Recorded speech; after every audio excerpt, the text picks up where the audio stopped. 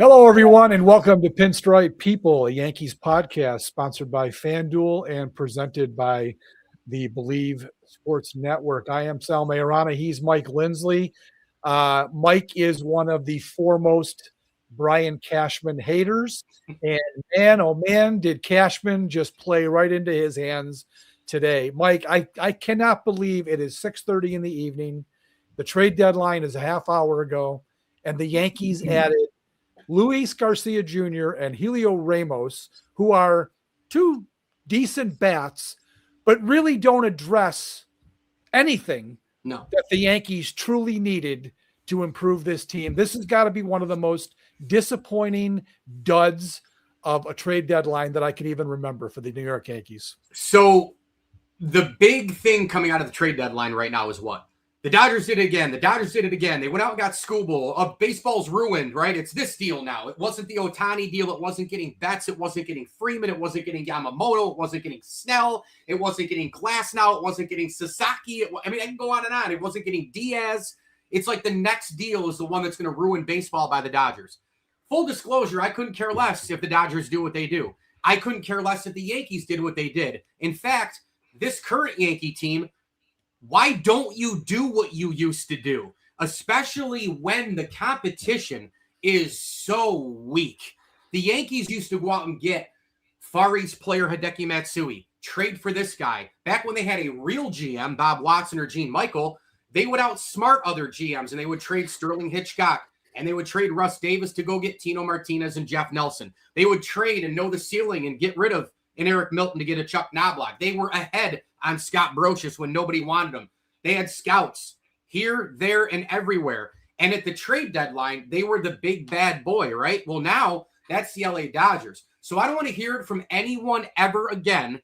Everybody still out there lumping the Yankees in as the evil empire. They have done it over and over again. That's ridiculous. Sal, they're way down there. But if you listen to everybody talk, well, the big markets, the reason they're going to strike is because the Dodgers and Yankees get everybody. The Yankees don't get everybody. They have not gotten everybody for a very long time. My only thing with this is that the Cashman thought is, and this is not a defense, it's not. The thought is just, we're going to get two guys who can hit a little bit better than more than half the lineup. And we're just going to piecemeal this thing and tie us over. We're going to put them wherever. It doesn't matter if we play Ben Rice here and we play this guy there, and we play Goldschmidt, DH. It doesn't matter. We're going to get two guys to tie us over the cheapest way, and then we're hoping to get Aaron Judge back. And they're banking on these guys, Bellinger, Judge, Stanton, to all come back. By the way, they're probably, Stanton, I guess, is getting close. Who knows? But the other two are probably a month away. Right. And we just expect that they're going to come right back and be the great players that they were, and that's all the Yankees are going to need. That's basically what Brian Cashman told you today. We're waiting for our guys, and then you also add in Carlos Rodon. Clark Schmidt is getting close to being probably a bullpen arm for them. They're banking on their own players to come back to this team, and everything's going to be fine. Meanwhile, we have to watch Austin Wells and Ali Sanchez apparently catch for the rest of the season. We have to watch Anthony Volpe and or Jose Caballero play shortstop. Ryan McMahon and Ahmed Rosario play third base. We still have to look at Jason Dominguez bobbling balls in right field, at least until somebody comes back. Yep. Mike, I do not believe that he did not do something to address at least one of those areas. Now, I'm hoping that at shortstop, we're going to get the news that George Lombard will be coming up in the next couple of days. I would hope. He didn't get traded, so hopefully that's the next big move that they're going to make. But to go into the rest of the season with all that I just said, especially the catching position, how mortifyingly bad those two players are. And there must have been 7 catchers who got dealt today. Human bodies, warm bodies who went from place to place. Are you telling me the Yankees, hell, the Red Sox traded for 2 catchers today? The best one of them all, Adley Rutschman, and they got Jake Rogers to just be their backup, apparently, both from Baltimore. Yep. You're telling me Cashman couldn't find somebody that's better than Ali Sanchez, for Christ's sakes? 2 little things on that. again, not defending Cashman. I will never do that. But you wonder while he's on the phones, is the asking price, which we have talked about, is the Yankee asking price different? I mean, seriously, is it different? Do the Red Sox, now Rutschman, he's a number 1 overall pick. They traded him in the division, and they're trying to help out a so-called rival. The Red Sox, by the way, after what they did to the Dodgers and the heater that they've been on, they're a legit threat to keep running and maybe even not only make the playoffs, but win the division, get hot. Who knows what happens? The thing is, I just don't know because we're not behind the curtain. We're not, behind closed doors. Are these guys going to come out, these insiders, the Jeff Passons and all these people and the Heymans and all these guys, and come out and tell us what the asking prices are? I don't know. Is there something out there that was Kurt Schilling-like over Thanksgiving years ago where the Yankees could not get him? I don't know. The Yankee asking price has always been higher. I don't know what happened here. I don't. Did they want an extra double-A guy? Did they want the Rodriguez kid, the pitcher? Did they want somebody else? And Cashman said, no way. We already know the guys who are off limits, the can't touch, can't miss prospects, which we always hear about the Yankees. I heard that was a Jason Dominguez thing years ago too, by the way. Yeah. The bottom line is that is one realistic thing, though, that does happen in these circles, right? The other thing is you wonder how many carrots were dangled for how long, meaning asking prices go up, they go down. How long is somebody offered? Is something a done deal? And then others come in late, but sorry, man, we've already got it. Much like, I'll loop in the Skubal thing again. I was shocked that they made that deal so soon. I thought for sure that they were going to try to up the ante there. I was too. And the ask, I mean, the result of that trade, it just seemed like you're telling me the Brewers couldn't come up with a better package than that. I mean, right. We're pissed as Yankees fans. The Brewers fans got to be pissed. They should have gotten Skubal. Yes. Paired him with Mizorowski for the playoffs. Holy shit. Yeah. And what a rotation that would have been. That's a 1-2 punch that you could almost say, if you're a Milwaukee fan, I'm totally down with our team this year being better than 2008 when we got Sabathia, knowing that he was going to go to a big market team. Yankees, back when they did those things, spent $453 million to get Burnett, Sabathia, and Mark Teixeira. They won the World Series the year after with the mainstays they still had, Jeter, Mo, etc. My point is, as things fluctuate, maybe something happened there. We got the deal here. Yankees won't include this prospect. We're going to give it to you, but we're going to up antes here and there behind the curtain. I don't know, but it's a version, one or two of those things maybe happened in terms of trying to pry more from the New York Yankees. All I know is these are Band-Aids, period. They are. I mean, look, let's look at the two guys they picked up first. Luis Garcia Jr. Now, he is a tremendous hitter against left-handed pitching. Right. Okay.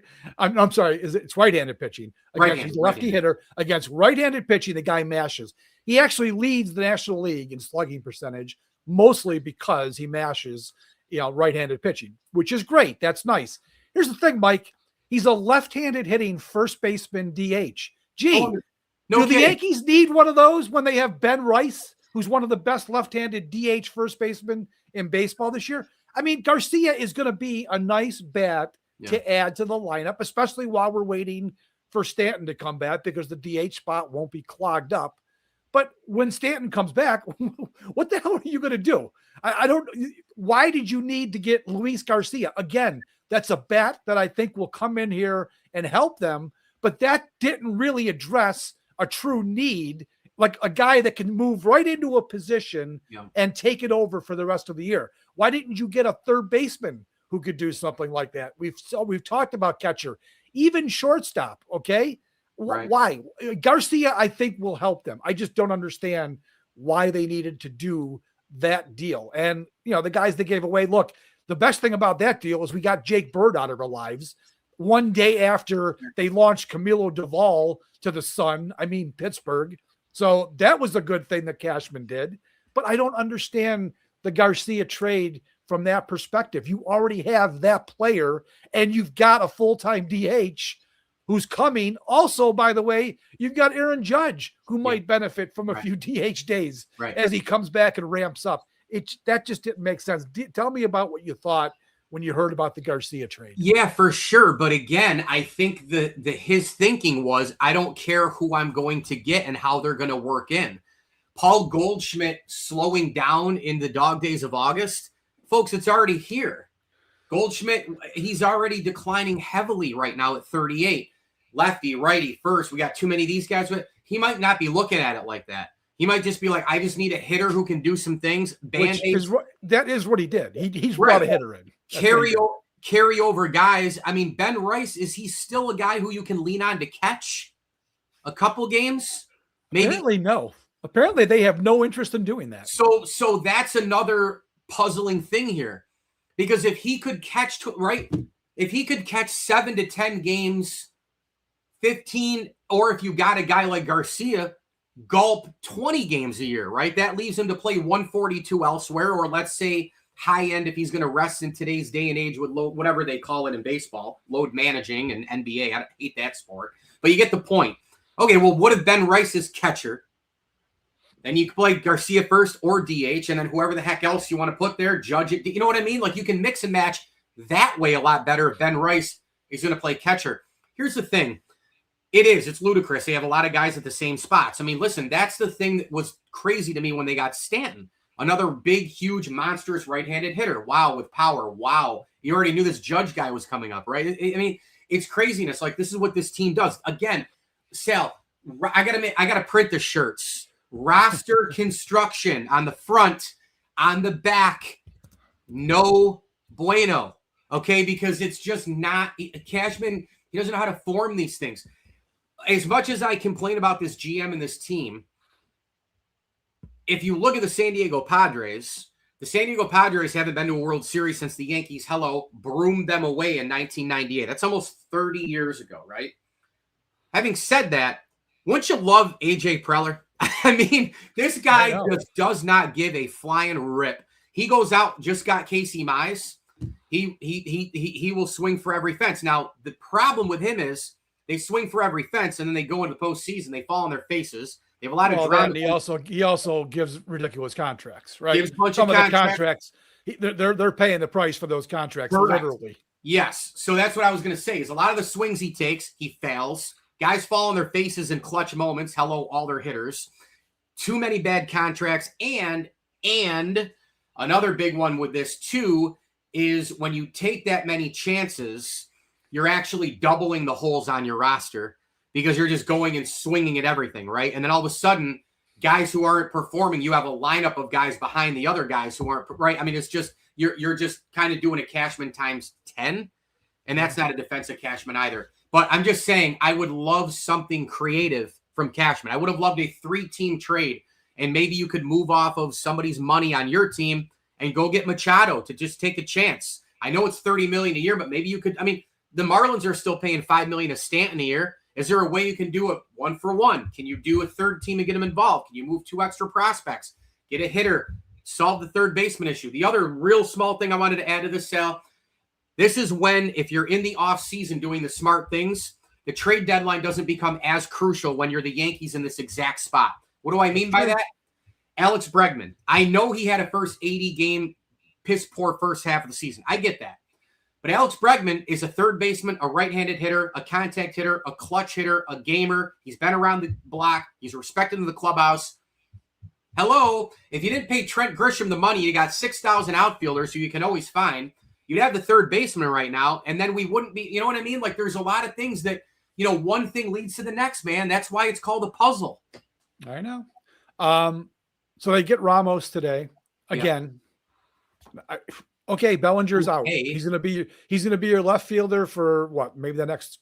I mean, one of our readers claims he'll be back in 2 weeks. Maybe that's true. Okay, sure. Great. Then he's gonna be a bench guy. He's a guy. He's an average guy. He hit 43 home runs the last 2 seasons combined. He's only got 9 this year. He strikes out 25% of the time, and he has 0 defensive run saves in left field, which ranks him, bottom 3rd among starting left fielders, right? Cody Bellinger leads, by the way, with 19. Correct. That's the difference between him and Ramos in the outfield. Another move that just felt like a move to make. So, look, it wasn't nearly enough. Let's talk about the pitching aspect of this, though, Mike, because we've been hearing for months and months that, there's no doubt the Yankees are going to get at least one, probably 2 arms in the bullpen at the trade deadline. Well, as it turned out, they got surprising performances, right, out of Hedrick, who's been amazing, and Blackburn. They never expected that. We all started saying, yeah, they're going to upgrade the bullpen before we knew that Hedrick and Blackburn were actually useful. So I don't know if that changed the plan, the way those 2 guys have come through for them.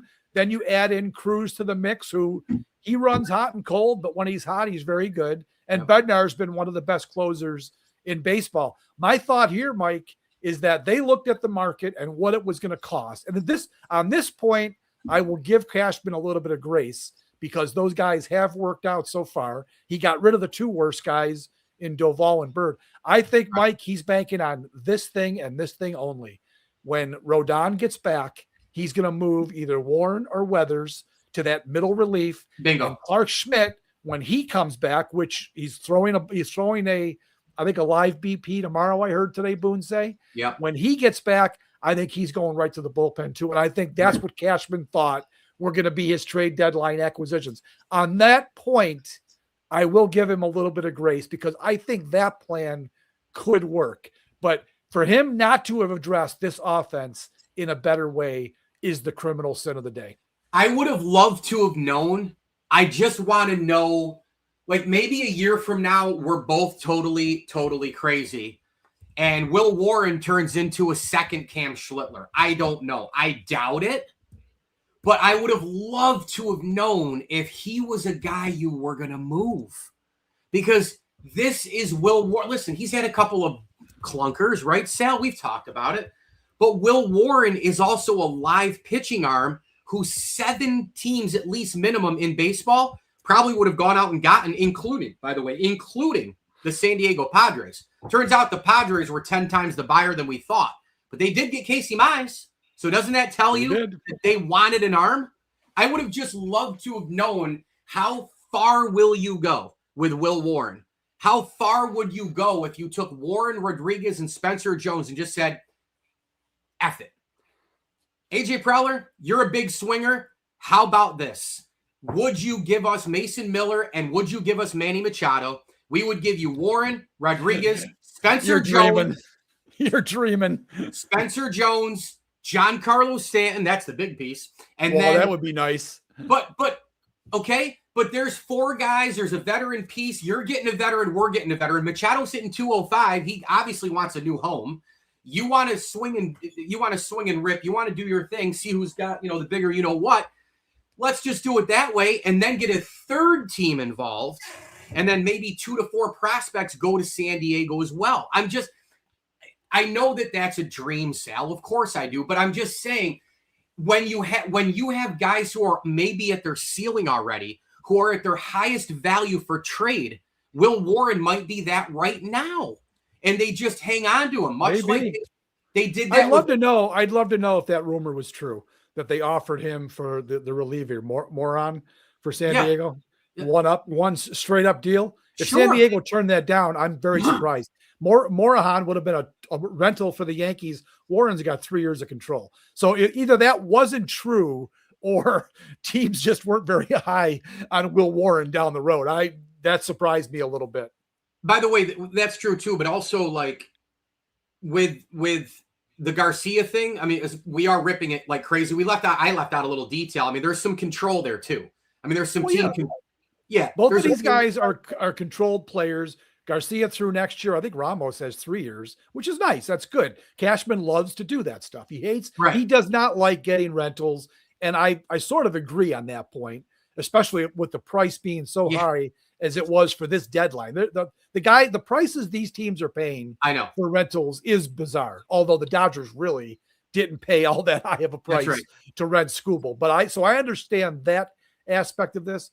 But Mike, I'm sorry. I cannot believe we're looking at a team that still has Wells, Sanchez, Dominguez, Grisham, Rosario, McMahon, Volpe. I cannot believe this is the Yankees team. Chisholm. It's unbelievable to me. In the team control thing, it's good and bad. It's good from like, oh, well, we've got him. Cool. Like you have control of the player. Yay. You know why it's bad, dude?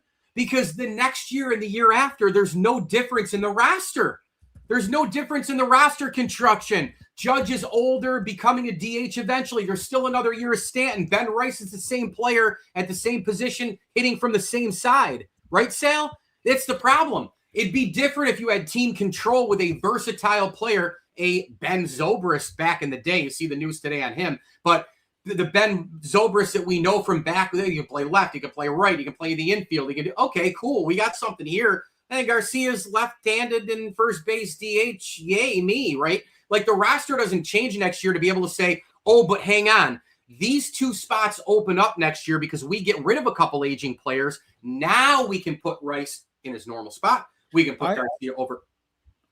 I'm hoping this is what I hope happens next year. We're jumping way ahead. I don't really care about next year right now, but I think they should eat the last year of Stanton's contract and just move on. Sure. That's what should happen. It's just not worth exactly. It's not worth keeping him on when the guy's going to play 50 games a year. I would move on, and then this Garcia move makes a lot of sense for next year because he basically becomes your full-time DH, or he can share the role with Rice. That makes perfect sense. If the GM knows what he's doing.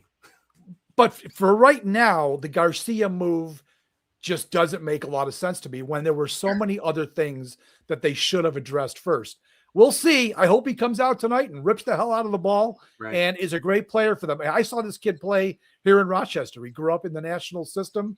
I watched him. I did a story on the kid. When I talked to Matt Lecroy, the manager of the Red Wings, he said, this guy's going to be a superstar. Fell a little bit short. He's not a superstar.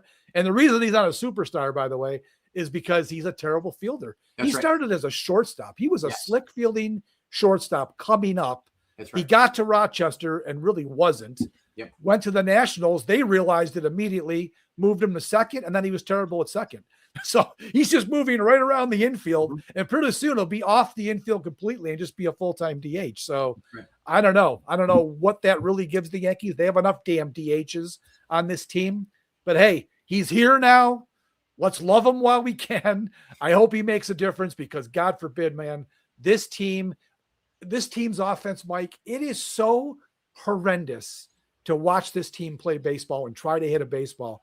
I cannot believe they won a series over the weekend, scoring 2 runs in each game. They won 2 of the 3 games against a team that mashes. The Cubs can mash. It was astonishing that they found a way to win 2 of those 3 games. Why did they win? Because they pitched the hell out of the ball. And I just don't. It's so unfair for this pitching staff to have to be almost perfect every night because the lineup is so friggin' lame. Sal, can I help you out with something? Please. This is why Sal and I are great, right? Together. This is baseball, Sal. One more reminder. It's 162. And remember the old Joe DiMaggio quote, and I'm paraphrasing? You go to the ballpark and you're going to try to you're going to work really hard and run around the bases hard because somebody's seen you for the first time. Well, guess what? The broadcasters, how many times do you hear those people say, wow, I've been doing games here in Cincinnati for 33 years, Johnny, and I've never seen that. Boy, you come to the ballpark every time and you've never seen anything, but that's the first, right? How many times? All the time we hear it. This is baseball. I've been doing games for 27 years, and I can't ever remember that happening because it's baseball, and you play 162, and stuff happens in the first, the third, the fifth, the eighth, the this, the that, triple plays, weird stuff, craziness. Sal, before the series, you said, oh, they're probably going to get swept, and I tried to put the stop sign up. I firmly believed it. I believed it. Then they won the first game, and I wanted to tell you, I almost texted you like, aha, no sweet, because this is still baseball. The Cubs can mash, but that doesn't mean anything. They can still have a bad weekend hitting. They can still go up against throw the ball and find a missing swing here, right? You're going to miss the ball. What do they call that? Rob Friedman from Unhittable would be like losing his mind when I'm trying to explain. But it's you're a pitcher that's finding the ball missing the bat, or the bat missing the ball, right? It's like your goal as a pitcher is finding the miss, make the bat miss the ball kind of pitcher people, whatever. And I'm paraphrasing, but that's kind of what they call it, these analytic people. The bottom line is you can still go into a funk. You can be a great hitting team and lose games and not hit. That's what happened to the Cubs. The pitching was great for the Yanks. They lost the middle game, whatever. You win the corner games and you move on. I don't know, man. It's 162, and you're going to go up and down all year long, and you're going to beat. I do go up and down all year long. Unfortunately, for 40 friggin' games, we've been down in the abyss watching this offense try to play baseball. It's pathetic. Anybody, though. You can still beat anybody. You can still you can't. How hard is it to sweep teams? We've talked about that. If it's hard for the Rockies to sweep the Dodgers, then the Yankees, with their team, as brutal as the offense is, Sal, they could still win 2 against the Cubs. They did. Right. They so did. It's possible. So I'm trying to help you out to make you feel better, you know? What was your thought on Rutschman? Are you pissed they didn't get Rutschman? You know, I don't know, because again, him, Cowser, Gunnar, like all these guys with the Orioles, Sal. They have been disappointing. I'll agree. They've come up. They were supposed to be the next great team. I thought they were going to be the next great team. Me too. And Rutschman, look, here's my thought. I asked you, but I might as well give you my thought. I did want him because, look, anybody is better than what they have. And he's a switch hitting catcher. Yeah. So you wouldn't have to be a true platoon. He is a good defender. Yeah. I would agree. The bat has not lived up to all the hype, Right. especially after the great start he got off to in his career. Yep. He has been a bit of a disappointment, but geez, Mike, what an upgrade that would have been. And now he goes to the friggin' Red Sox. Yeah. He's on your arch rival. How much do you think that's going to bite Baltimore and eventually the Yankees in the ass? That guy went to the Red Sox. And you can just see the ball, like when he does those little poke swings at Camden where they just go foul. That's going around pesky pole. That'll be a homer. Yeah. The short porch at Yankee Stadium, he'll hit 2 out in the first series. I mean, he seems like a guy that would have really benefited from a change of scenery. I think they have disappointed with that core group of young kids. Yep. And I think he's gotten frustrated. I think there's been a lot of pressure on him in Baltimore. Number 1 overall pick in 2019. Yep. He was supposed to be the guy. He was the face of the franchise. Totally. He's probably going to benefit big time from a change of scenery going to Boston. That was the move today that pissed me off more than anything. I knew they weren't getting Jeffers. You knew the Twins weren't going to trade him. The Twins are back in the race. Yeah. So I knew that wasn't going to happen. I was holding out hope for Rutschman or Liam Hicks, the guy from Miami, who, by the way, went to your other division rival, Tampa Bay. This whole day was so goddamn irritating to watch other teams improving, including teams in your division, and the Yankees did almost nothing. It was just a bad day for the Yankees. I'm sorry. I would have liked Hicks. Hicks, again, anybody is better than what they have. Catcher out there almost. I'm saying realistic guys you might have been able to get. He was a guy, absolutely. He was probably a guy. And I mean, what did they ask for from the Rays? I mean, you couldn't have done something there, or again, that creative third team involved. But I mean, he's a guy I think I would have liked, and I think the way he plays could have helped the Yankees, right? I mean, he's kind of a fundamental guy. But yeah, I mean, listen, it's just another trade deadline gone by. Okay. It's a Cashman trade deadline gone by. The roster stinks. He stinks. They can pitch. They used to be able to mash and never pitch. Now they can pitch. They can't hit. Right. I mean, for crying out loud, Baltimore, by the way, all those guys, all those top picks who haven't really come to fruition, they can't get free agents to Camden Yards to pitch. So when you can't hit over the course of 162, when you lose every game 8-5 or 4-3, or, those guys can't hit. They can't hit while they can't pitch. And I thought that those guys were all going to be, really, really good. So absolutely brutal with the Yankees today. I couldn't agree more. But as far as the deadline goes, Sal, I'm pretty much shot here. I got nothing else. I think we pretty much covered it all. We covered it. I just lost my screen for a second, but I'm back. So I wanted to go about a half hour. I wanted to get some people like the screen a lot better with just me on there. All right, well, you think so? Okay, no, you think. All right, we're going to wrap it up, folks. I want to thank everybody who was in here tonight. We really appreciate your support. Like and subscribe. I saw one guy in here already said he subscribed to the channel. I'm going to use this as an advertising opportunity. Yeah. Look, folks, I do my Pinstripe People newsletter. It's $5 a month or $50 for the entire year. Yeah. I really wish you would subscribe to it. I give 4 newsletters a week, about 3,000 words each. It's a massive amount of Yankees coverage.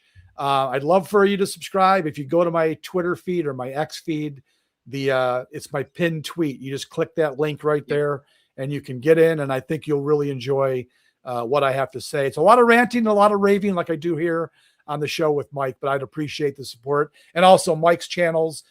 Tell him where you are, Mike, because Mike is a little bit of everywhere here. Yeah, appreciate it, Sal. At Mike Lindsley NYS. That's at Mike Lindsley NYS. And this is obviously at Bleav in NY on YouTube to subscribe. And Sal and I are constantly cross-promoting. We're sharing each other's stuff. We're pushing content out like crazy. And I just want to make one little mention, too, about Sal in terms of his career. I mean, you've been doing stuff for decades, covering the Bills, doing the Yankees thing, the newsletter. I mean, it's hardcore, great writing. I mean, that's the other thing about journalism is Sal's in this modern world now of video, so we have to see him. But it's honestly, it's video and it's the old school writing. So you get the traditional with the modern, the jumbo package with Sal, who's a core, like bread and butter kind of guy. I've looked up to him a long time in the business, and you're getting like true blue journalism. That's what it's all about for me. And so go get the newsletter, subscribe to this show, hit us up all over the place, and we're going to keep providing this content until the end of the baseball season for sure here and beyond, of course. But I just wanted to add that little nugget in there that this is like hardcore true journalism stuff that I went to school and learned about how to write like Sal. So definitely go and subscribe to Sal and get it done. And we're excited to have everybody here on the live stream. We're going to do a couple more of these, and we're working on some big guests. We are. Well, I appreciate that, Mike. Again, thanks everyone for being here. Do all of what we just said. We'd appreciate it. And we will see you next time. We'll be recording after this Yankees Cardinals series, probably Thursday morning. So until then, everyone have a great night. Enjoy the Yankees game with Luis Garcia in the lineup tonight, and then probably Helio Ramos tomorrow. The two new Yankees. All right, folks. Thank you very much, and we'll talk to you soon.